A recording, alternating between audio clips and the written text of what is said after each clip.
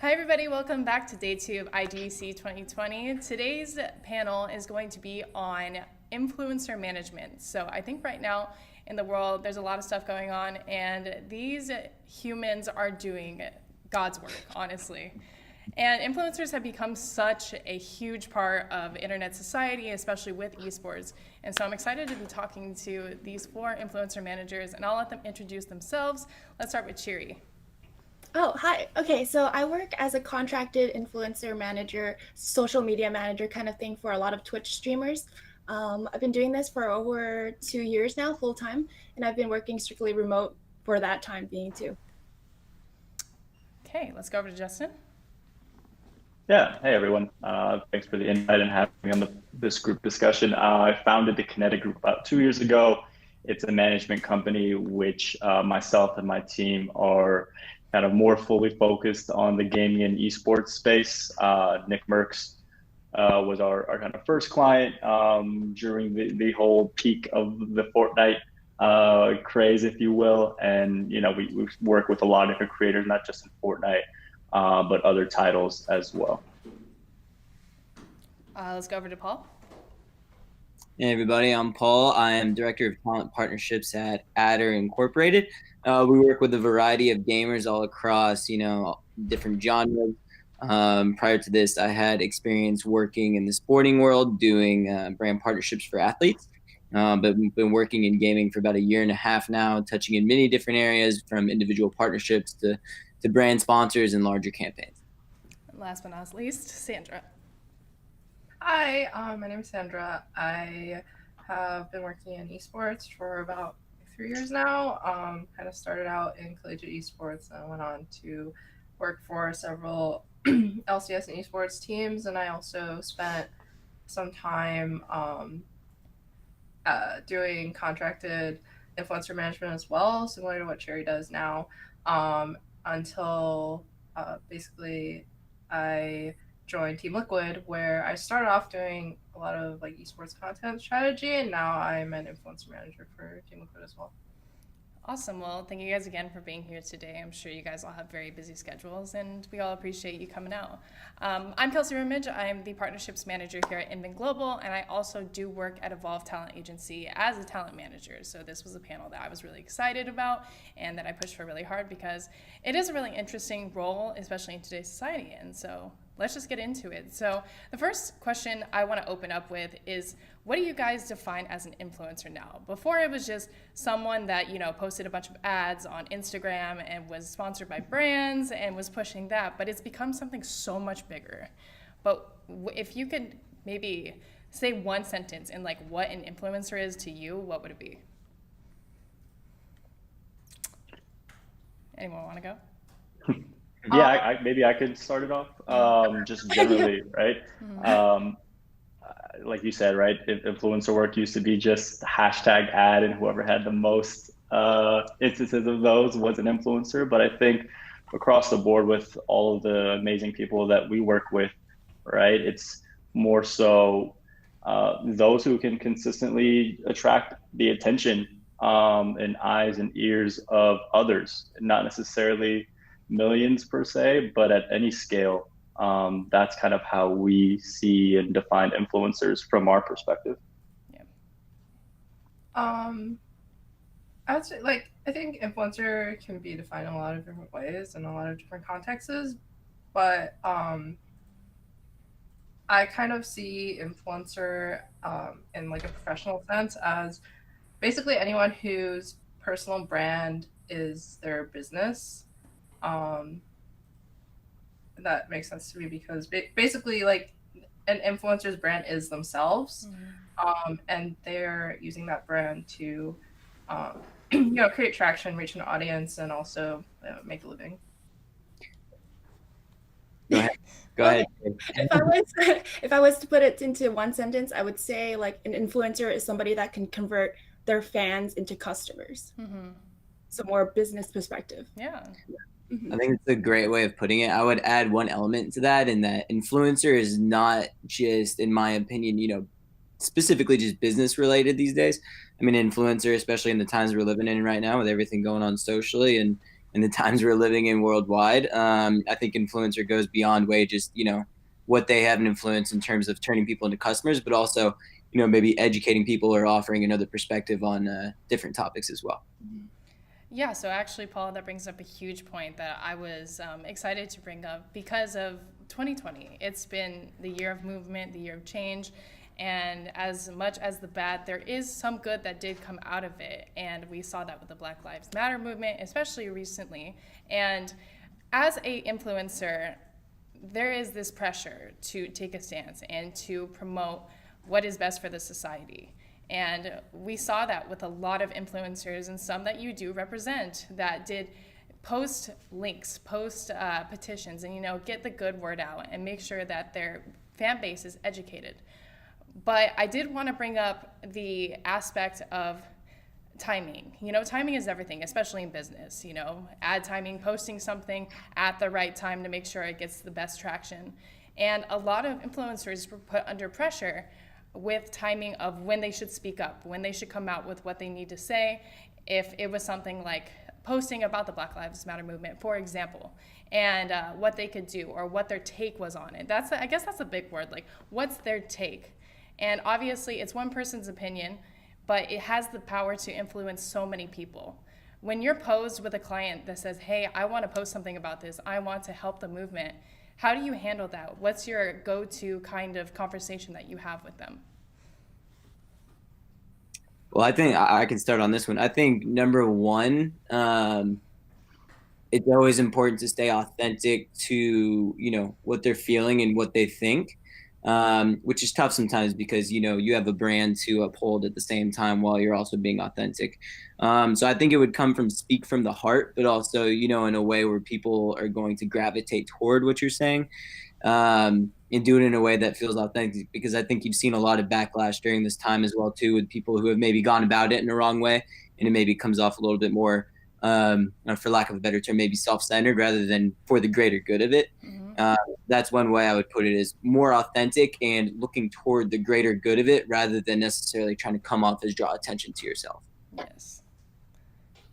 Yeah, I feel like that's really hard to navigate, especially because, a lot of people will post things, even on the smaller level or smaller influencers. They'll post something and people will be like, oh, you're just trying to get involved for clout. And that word is tossed around so much when it's a hard line to kind of balance on, because obviously for most influencers and for most people out there, they are trying to post for the common good. They're trying to help social change, but it can be taken so negatively. And that's something where you guys come in and can help with that and navigate where, how do you word things? How do you kind of present it in a fashion so they understand this is for the good thing. This isn't for my self-promotion, I think the most important thing is to educate them and do your research as an influence manager to like educate your influencers that this is very important. You should be saying something about this. And you should genuinely feel authentic about how you feel about the situation, rather than just being like, okay, I donated and I'm sharing this post that I donated money to the Black Lives Matter movement. But it's so important to consistently be pushing that kind of education to your fan base, I think. So being educated about it and like doing your research, doing your part to educate your fans about it. I think that's the most important thing. Yeah, I definitely think, it's important as influencer managers to, like Cherie said, do your research and get yourself educated, and maybe draw like resources that you can share with your influencers to educate them, because that's a big part of it. Like Paul's saying, right? Like, I feel like when an influencer is, genuinely understanding of like a viewpoint, like people will know, like the audience will see that, and so like the authenticity of it is really important. So like be able to share resources, educate your influencers, and maybe have a conversation around it if that's what they need, and allowing them to draw their own like opinions and their own take on it. But then at the end of the day, I think, I mean, depending on the influencers, some are better at, writing copy and stuff than others. And like writing copy is also something that we do a lot, right? So helping them be able to take their thoughts and like their, feelings, and then turn them into like a post or like something that's worded well that will be able to share that with their audience is also really important. Yeah, that brings up a good point about, the content that they do put out in this situation. And now, for a couple of years, it's almost become a trend to either post a video apologizing if there was a scandal or explaining the situation if there is something, or to post a tweet about it. In your guys' opinion, is there a type of content that you are more geared towards in this kind of situation that portrays a better message? Or what is your opinion of these like video style formats? Because it seems like in a lot of situations, those never go well, And it's like they're trying to be personal, and I understand that. And, I think a lot of them have the best intentions, but it takes a lot of training to get across the correct message and make sure everything is, in line, instead of having things being taken out of context, it's seeming like they're coming off fake and all of that. But, I like, as a viewer, as a fan of some of these people, it does bring that personal aspect to it. But what's your guys' opinion on kind of how that's navigated? Yeah, I mean, from where we sit in the management work that we do, not just in the business management, but the brand management as well, right? It's important to try to provide the resources and information for the talent to create that output in their own personalized way, almost regardless of what they might think could happen in terms of alienating audiences or specific people within their community. And they know best in terms of how to make that connection with those who know them and those who watch and listen to them. And so, far be it for me at least to tell them, hey, let's do a video, a face to cam type of style, or make a statement. Let's talk about it internally. And, fortunately, we work with talent who are very thoughtful and intentional, not just to say things because they're being said, but actually want to create change and do it in their own authentic way. Yeah, does anyone else have any thoughts about this? Yeah, I mean, Cherie, did you have something to say? You first. Yeah, I agree with what Justin said wholeheartedly, and not to repeat myself on the last part, but authenticity is the most important thing, and I don't think necessarily a video format and face to cam is a bad move by any means, but I think it really comes off into what you're saying, how you're saying it, and as I mentioned previously, like as long as it comes off for the greater good, and that you're not just saying the things and putting the camera on yourself to really just say like, oh, this is why, this is what I think, or this is what I think. Like as long as you're pointing toward the greater good and the greater cause, in my opinion, I don't see any issues with that in terms of the format in itself. I think it's really just, as you said, Kelsey, coming down to what the content of what you're actually saying is.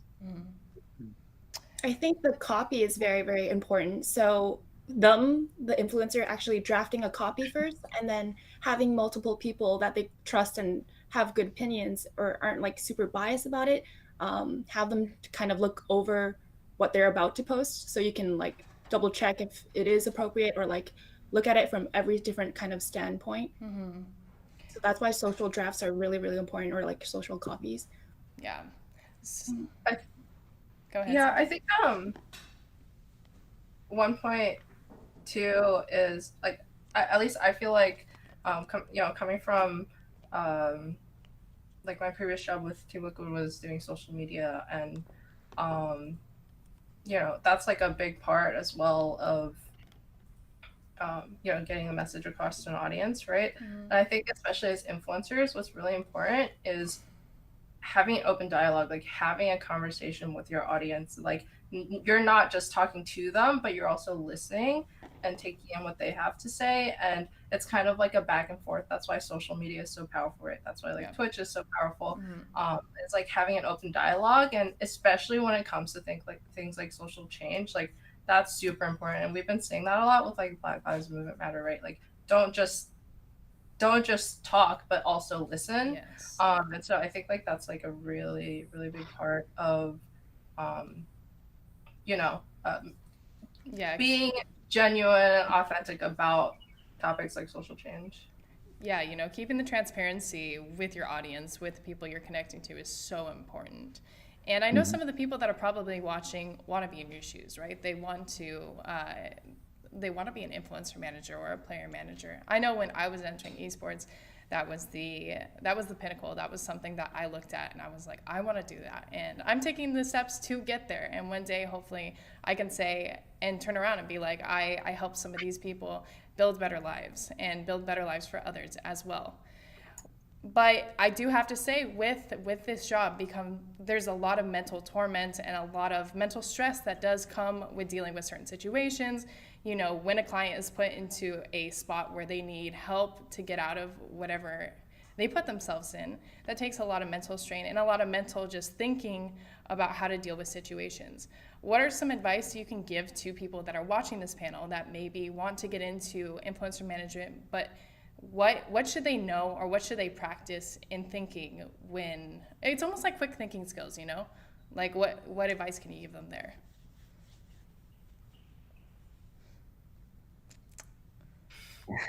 I think it's important to be mindful of not just, keeping your nose to the ground on who you are and what you do, but also keeping your head up and ears open to everything else going on and what others, your peers in the space, are saying and doing, not just in gaming and esports, but across entertainment and social media more broadly. I think, given all of the more recent mainstream success of gaming and esports, there's a lot of excitement here in the space, and as there should be, right? But at the same time, keeping in mind that we're not, as managers or talent representatives, reinventing the wheel by any means, so it's important to lean on others in the space and other spaces to kind of learn from and incorporate into our day-to-day jobs to help support our talent. Yeah, speaking about that, that brings up a great topic. Like, obviously, there were people that came before us, right? The people that we did look at. Is there anyone that you can think of on the top of your head that was an inspiration for you as a talent manager, looking at them and saying, I want to be like them, or I want to take some of their practices and put them into my work? Anyone? I can definitely speak to one. At my previous job, I worked in the communications department. My boss there was very well organized when it came to whatever, and especially in the communications department that deals with a lot of PR and response and things like that. And he was very well mannered and calm and collected, even in the toughest times. And one thing I noticed is he was always prepared. He always knew who he was meeting with whenever he was meeting with them. He would make sure to print off, a LinkedIn profile and maybe recent articles about a person that they're meeting with. But, when crisis did hit, he would stay cool, calm, and collected. And I noticed he would always just take a deep breath and not be reactionary in his response, but really take a second to evaluate everything and try and figure out what the best solution is. And that was going to be one of the things I could have said to the last question was always take a beat, as quick response as you want to be and as quick as you should be in your response. You always kind of want to take a beat to evaluate everything to make sure that it's the right move. I think so I come from non-gaming background as well. I entered gaming like a few years ago, but I used to work in the music industry, so I would say like I actually drew a lot of inspiration from some people I worked with in the music industry because there's a lot of parallels, and in particular like if we're talking influencer manager, right? Like a lot of artist managers and tour managers have like very similar roles in a lot of ways, and there are a couple that I worked with when I was in music that really impressed me and really made my experience working in music great. People who are really on top of their work and people who are always mindful of like every aspect of the business and how it relates to their work. And I think those are some really important qualities in especially managers like ourselves. Mm-hmm. Yeah, no, looking up to these people, they're almost like, we're, as influencer managers, we're kind of like parents, right? Like, our talent is, whether we like it or not, they're kind of like our kids because we got to make sure that they get to, their events on time, make sure their activations go well. It's like handing them off to school, being like, okay, like, you know what to do, just do it. And, as fun as it is, it comes with the other burden and other side of it where you're dealing with someone that's a real person that's going through real struggles and real problems. And especially in the influencer community, especially now, mental health is a huge topic. It's something that has been addressed a million times, and we've taken strides towards improving it as much as we can, but it never seems to be enough. There's always something that we can do better, and we're continuing to do that. But as influencer managers, you have to deal with that. You have to talk to them and help level head them when maybe they're just mental booming one day. And if there's any advice or any kind of way that you deal with things, could you tell us about it and just kind of explain to the audience when you're put in this position, like how do you keep them level-headed?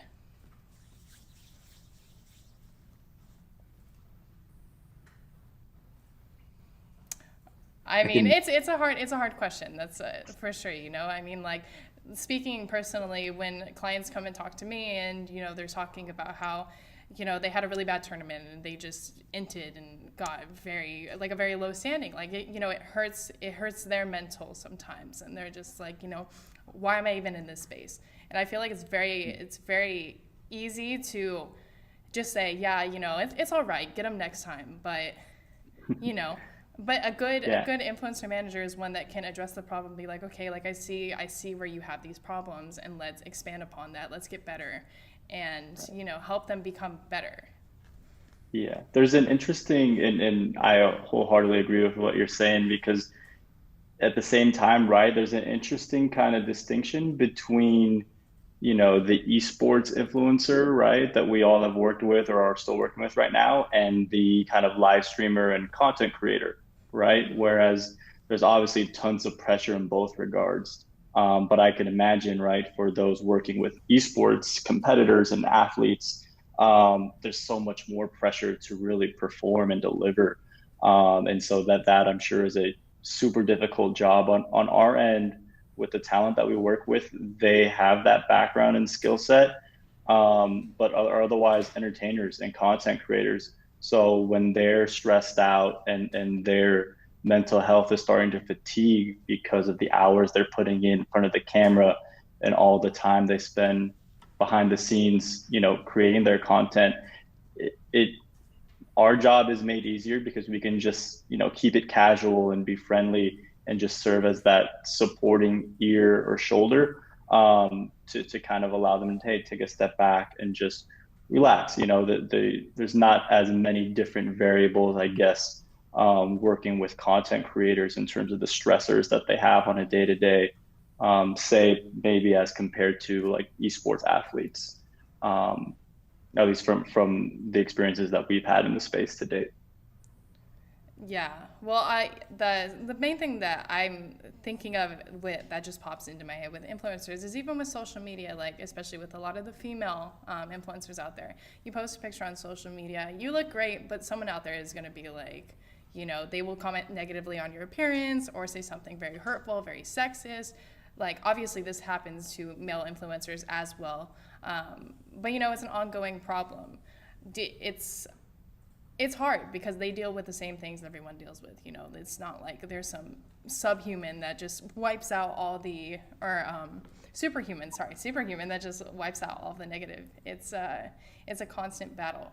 But then I think it poses the question whether it's how personal do you get with these people? Because obviously they're still your client. You're still working for them and you're doing your work there, but you're also like, in the way that you guys look at it, are you also their friend? What's your status on that? Yeah, I would definitely say that you're their friend because, at the end of the day, even if you're a manager, agent, whatever you are, they're still going to come to you for advice on ways to handle everything, even non-business related. So you can go to your client or your talent on a humane level and be empathetic whenever they're going through something, and not necessarily as a way of trying to tell them how to do something or how they should behave, but more so in an understanding way to try and understand how they're feeling. Then I think that's the best way to approach it. I think you definitely want to keep the balance of, professional relationship versus a friendship. But at the same time, like if these are people that you genuinely care about on a personal level as well, then you will offer that genuine, humane friendship on top of the business relationship. Yeah, the most successful manager-client relationships are always built off of like a strong foundation of trust, right? And trust is something that doesn't happen overnight. It's something that's developed. Your relationship with the client is developed over time, and that whether that's trust based on like a business perspective or on a personal level, like it's all really important. And I find like the clients that I feel like I've been able to offer the most to are also the ones that I have like very strong personal relationships or have worked with for a long time and trust me from one period of their career to like a different one, like just for example like Kelsey's clients, where if they're esports players, right, like you work with them from team to team, and they trust you with that relationship, no matter like which team they're on, right? But like as an example, and so like over time, building up that relationship definitely involves and affects like that personal, I guess, like friendship in a sense. And like Paul said, like you're still, it's still a professional relationship, but I mean, it, like even in a workplace setting, like you're friends with your coworkers, right? Like you work well with people that you understand on a personal level. That's just like how work is, I guess. And so yeah, I think that's definitely important.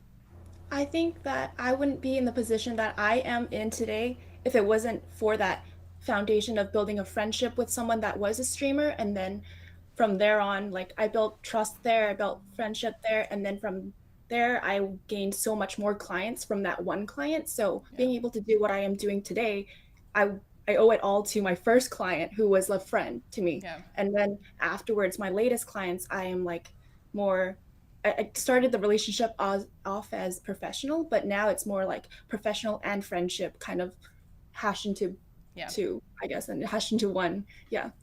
And back to like the social media and like the hate comments and stuff like that, I think influencers really need to know when to take the break, the social break, and just omit looking at their phone. I think it's so important to know when to take breaks. And sometimes for me, I even log into their account because I manage their socials, and like mute all the horrible comments or things that might affect them. And they won't even know that it even existed in the first place. I think that is like protecting them from seeing things that you don't need to even like know about that will Yeah. affect your mental. I think that's very important. Doing God's work, honestly, because like even at just the normal level, people that are influencers, like there's people there that are just always going to be bitter and just have a lot of hate in their heart and are portraying that on people and stuff like that. And doing stuff like that is something that's can go unseen, but is such a huge impact. And I think the point you bring up about breaks, especially in recent times, they're so needed. I feel like I'm taking a break every other day for like 3 days, and it's just like it's great because our world has become so social media focused, You know, we're on it every day. You know, it's always like a meme with our generation about how we're always on our phones, but that's how we function in life. That's how we get our information. And being able to take that break and step away, it's easy for, or it's not easy, but it's something that may be more common for the everyday person. But for influencers, it's their job. It's their job to be on social media, to post. And it's something that a lot of people have talked about and said, I want to take a break, but you know, if I stop streaming on Twitch, am I going to lose viewership? Am I going to lose sponsors? Is that something that's going to affect my career? Which is really crazy when you think about it, but it is something that you have to think, that has to go through your mind.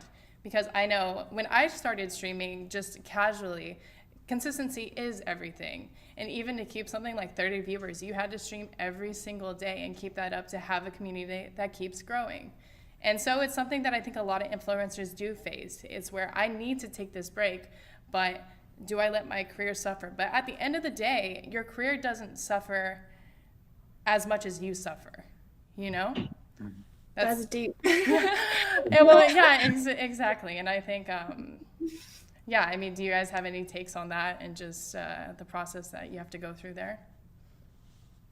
It's definitely about, I mean, like every job requires work-life balance, right? There's no, like, no human can, you know, be on all the time or like working all the time. And it's really hard when social media is such a big part of your job. To be able to turn that off, but I think it's definitely a skill that needs to be developed, to know when and how to take an effective break. Like, everyone needs to take breaks. It's just a matter of like how and when, and that's, you know, a skill that you can help to kind of guide or teach your influencers to develop, I think.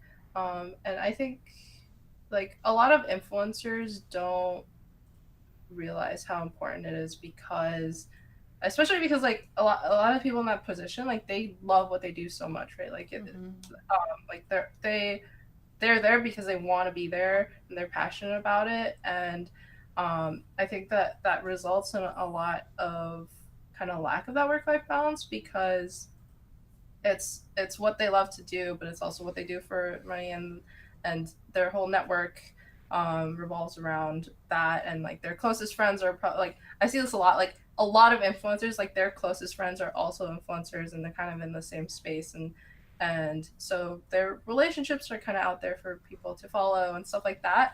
And so I think there's you know, a lot of value in recognizing that you need to develop a part of your life that's not out in the open like that. And whether that's learning to better you know, keep your private life private, or maybe like one thing that I've noticed, even as like someone who's I'm not an influencer, but you know, someone who works in gaming, who like I'm in gaming because I love gaming and all my friends are in gaming, like it's been really effective to actually have friends who are not at all related to my career. And that's like something that I suggest to a lot of influencers that I work with as well, to you know, have a safe space where you can disconnect and feel comfortable.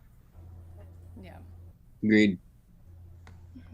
Yeah, I can agree with that more. I think I do talk about that with a lot of people that are influencers or that grew up in gaming. You know, they came straight out of high school even, and just straight, like as I work more with players.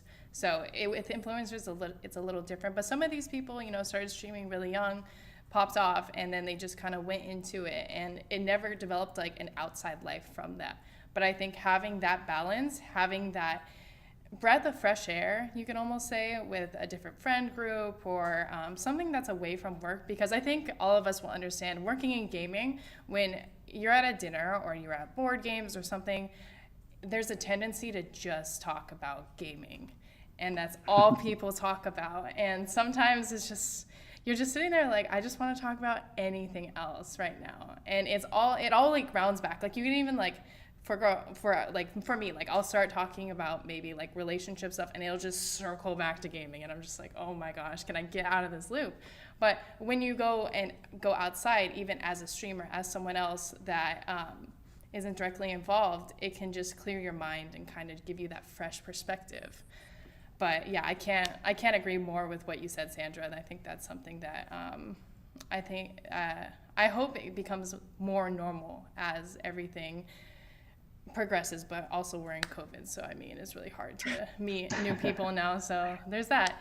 Speaking of COVID, how has your guys' job been dealing with the quarantine and just the shift in how, well, I guess for a lot of you guys with influencers, you're streaming anyways, right? But I think that does add a lot of things on top of not only the mental aspect of it, but just how you shift with activations and how sponsors kind of outreach to you. How has this affected your guys' work? I'm curious to hear Paul's perspective on it. Yeah. Where he sits on it. I mean, as much like I'm very much on the management side as well, but my main focus is on the sales side, which, for lack of a better term, it's been bananas. I mean, you've seen a lot of brands redirect their money from traditional advertising and marketing and kind of try to quick inject it into gaming, which it's been a learning process on both sides from, learning on my end into, how to properly educate these brands and what's going to specifically work, because a lot of the ones that haven't been into gaming previously are, thinking like, oh, hey, can we just like slap our logo on this and on this creator shirt or like on their channel and we'll see what happens. And I'm like, it doesn't really work well like that, and trying to give them the best practices and everything.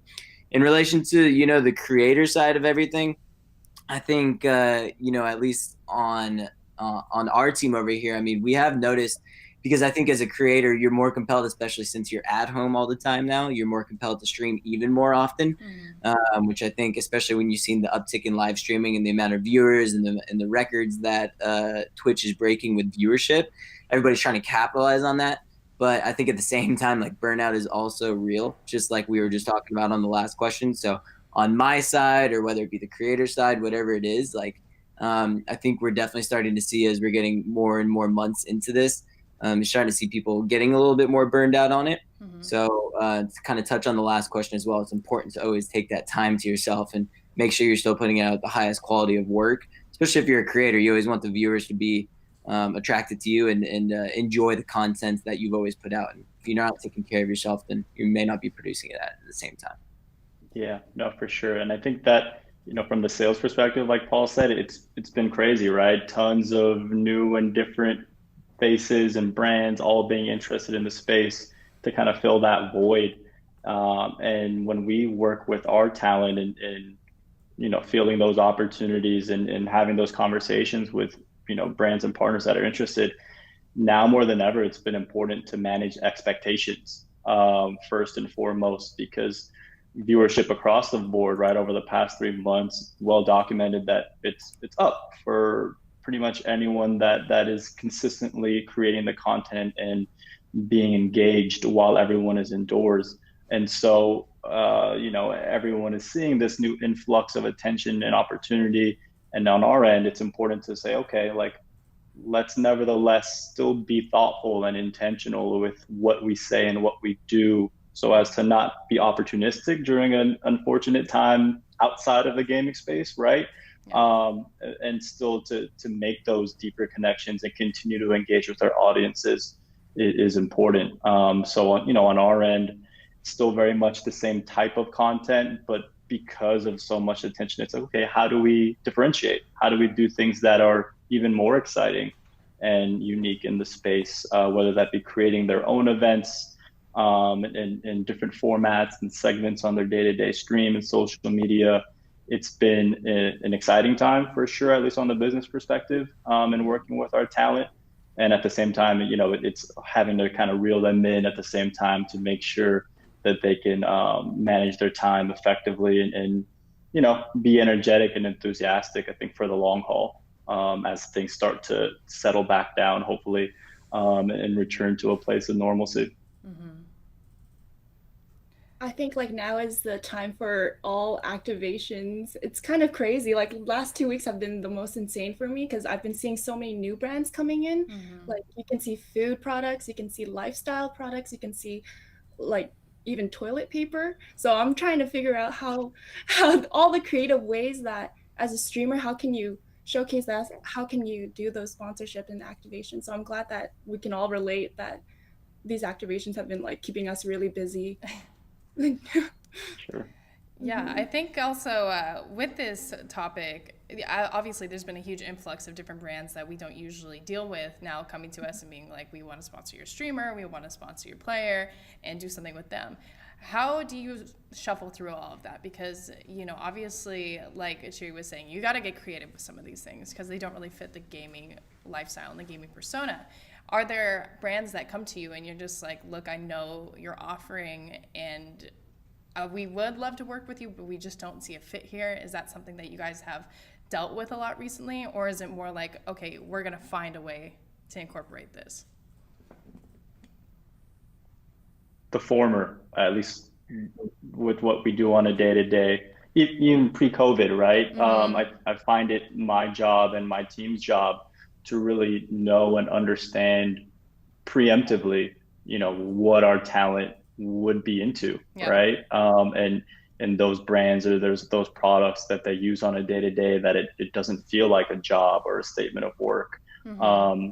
And so, for us, it's kind of like having that understanding in advance of conversations with brands and being able to efficiently cut through to, okay, this is more or less where our client is already at. Never really been a huge yerba mate fan or drinker, so there's probably not an opportunity there. But because we know our other talent that might be interested, maybe we can have that conversation. So it's wanting to be flexible, really understanding our talent's comfort level and finding that middle ground between organic and opportunistic kind of thing. Mhm. Oh God, I would love to be sponsored by Yerba Mate one day. That's like a life goal sitting there. Oh my gosh. Did anybody else have any comments on the last question that I posed? I think that a lot of it is also knowing who is good at what. So Mm-hmm. having like a pool of talent, and like this person would be really good at this, or lifestyle brands, or like that kind of thing, or like gaming stuff. Yeah. No, I think that's very important to keep in mind because I think a lot of people just look at the money and they're like, oh, well, like they're offering us money. But if you're not authentic with it, like your audience is going to pick up immediately and they're going to be Sell like, out. you're being a sellout. Yeah, you're being a sellout. And Mhm. even though times may be different and maybe business isn't the way it's usually processed, it's still the same thing. Like authenticity is number one. And so, yeah, no, I agree with your guys' points. It's that's what's most important. Um, Shifting gears a little bit to back to the actual influencer side. You know, people, some people are influencers for the majority of life. Some people, some lucky people, get to continue doing that, but not everybody. Do you guys have this conversation with your players, with your influencers, where you say, okay, this doesn't look like it's going to be forever? What are we going to do next? Is that something that you have, a conversation that you have with your clients, or is it something that they bring up, or is it something you just don't touch and hope that you can run it as long as you can? One of the things I really enjoy that we do in our onboarding when we bring new talents on is that we always ask what their long-term goals are.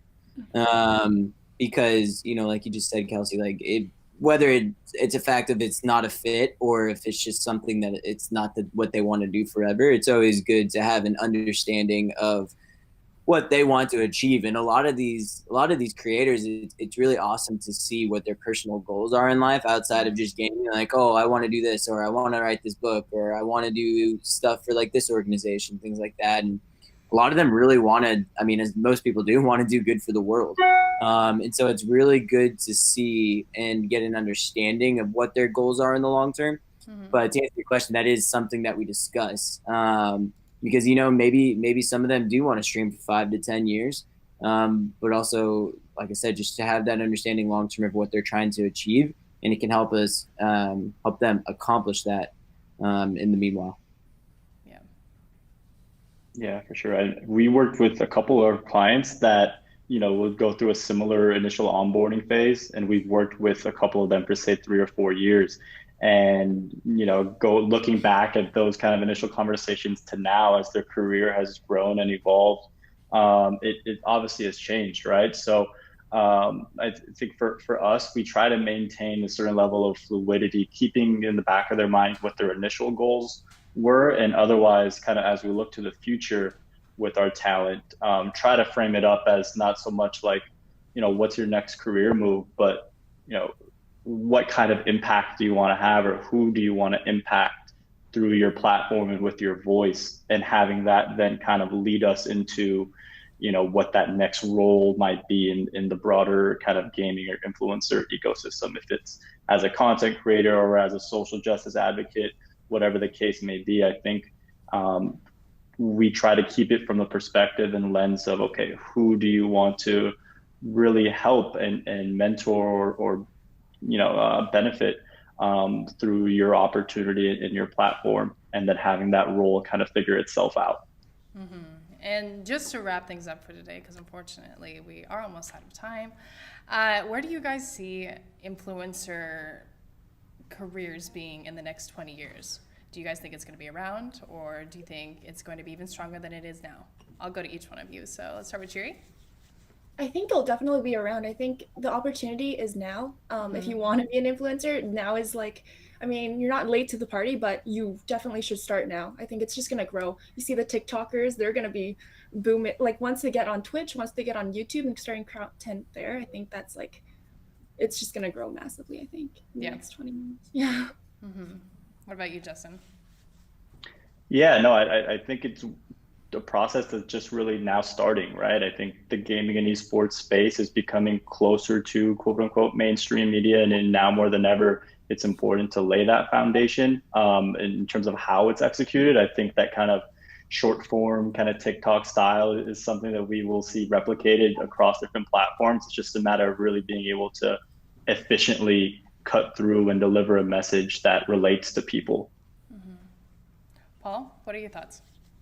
I think it will definitely be around. I think, being an influencer has been around for a while. It's just a matter of what the vehicle has been to, promote being an influencer, whether it was, starting off on Vine or YouTube, and then, it's gone so on and so forth. Instagram, in my opinion, is really what made it explode. And then, you see live streaming with gaming and everything now.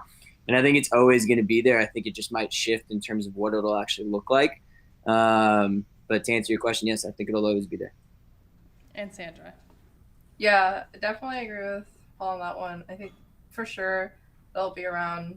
Influencer media is already kind of like becoming the mainstream at this point, and it's just a matter of what it'll look like. And I think that the form, has it could potentially change or shift in a lot of different ways. Like, mainstream media now is not just limited to like television or even like YouTube is huge, but even now it's starting to shift from like primarily video to like a lot of different forums and social media and all that stuff. So excited to see where it goes. Yeah, well, I want to thank you all for joining us today for this panel. You guys all gave a lot of insightful information. I know I learned a lot. So thank you guys very much. You can catch them all on Twitter at their handles that are posted. And up next, we do have a panel talking about Twitch and other streaming platforms and why they're so dominant in today's world. So that'll be coming up right now. Thank you guys once again, and we'll see you in the next panel. Thanks. Thank you.